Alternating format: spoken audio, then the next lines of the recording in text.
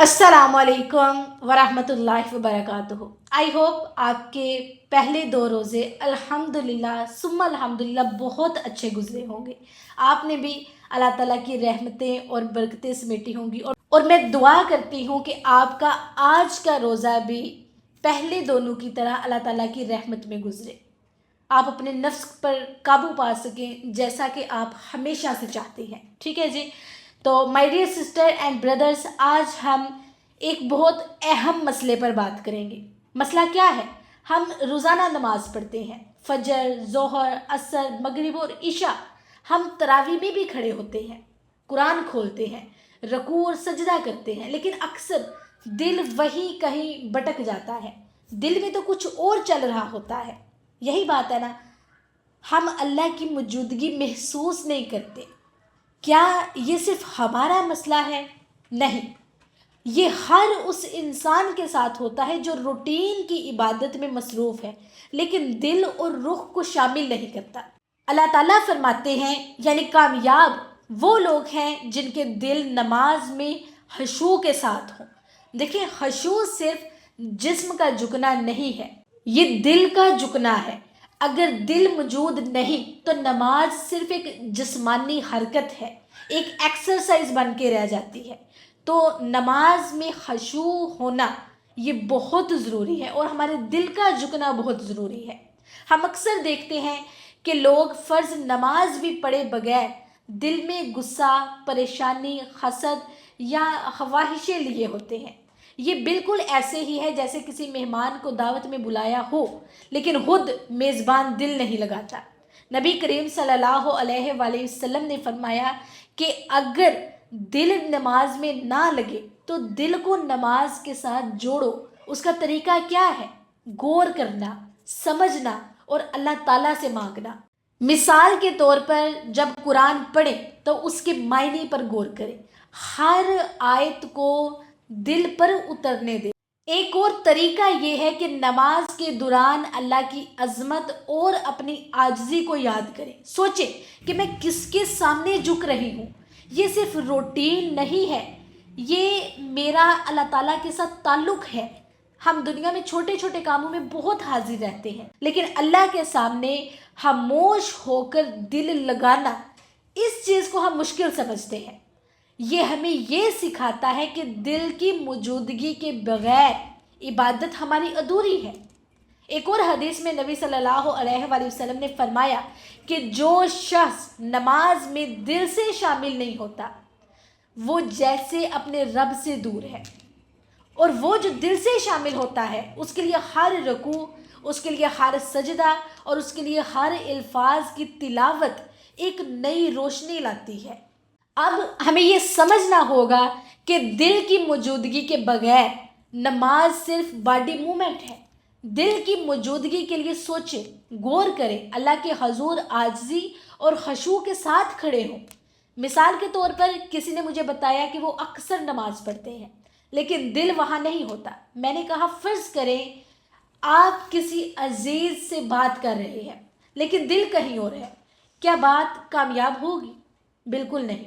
ऐसे ही हमारी नमाज है, दिल हाजिर नहीं तो तासीर नहीं। लिहाजा रोज़ाना कुछ वक्त निकाले, अपने दिल को नमाज के साथ जोड़े, आहिस्ता आहिस्ता पढ़े, हर लफ्ज़ का मफ़हूम समझे, उसके मायने को समझे और अल्लाह के सामने आजिज़ी महसूस करें। ये छोटी छोटी आदतें दिल को हजूर बख्शती हैं और हमारी इबादत को ज़िंदा करती हैं।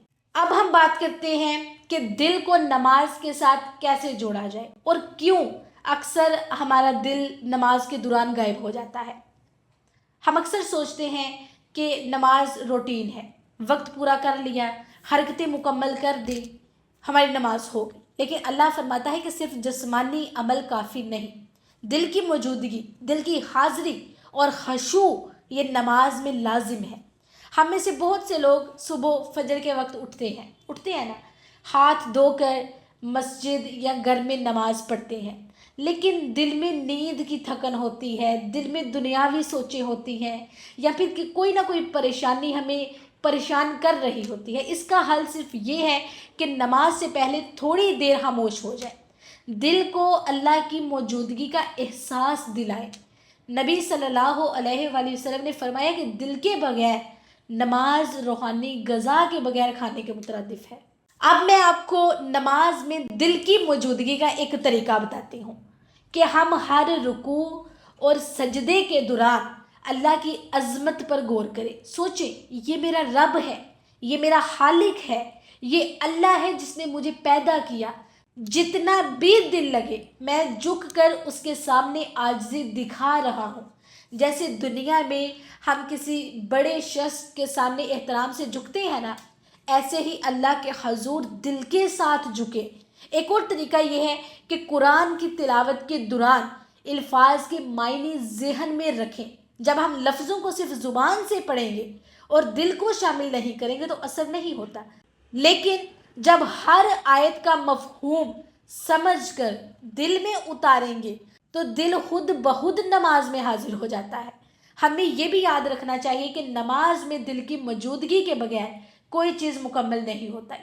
نبی صلی اللہ علیہ وآلہ وسلم نے فرمایا کہ جو شخص دل کے ساتھ نماز پڑھے وہ اللہ کے قریب ہے، اور جو بغیر دل کے پڑھے وہ اللہ سے بہت دور ہے۔ یہ فرق ہمارے اندر ہی محسوس ہوتا ہے۔ جیسے میں نے آپ کو پہلے بتایا ہے کہ دل کی موجودگی کے لیے چھوٹے چھوٹے اقدامات کریں۔ کیا ہے؟ نماز سے پہلے تھوڑی دیر پہلے وضو کر کے خاموشی سے بیٹھے رہیں، دل کو اللہ تعالیٰ کا احساس دلائیں، ہر لفظ کا مفہوم سمجھیں، ہر رکوع میں عاجزی محسوس کریں اور ہر سجدے میں اللہ کی عظمت کو یاد کریں۔ ٹھیک ہے؟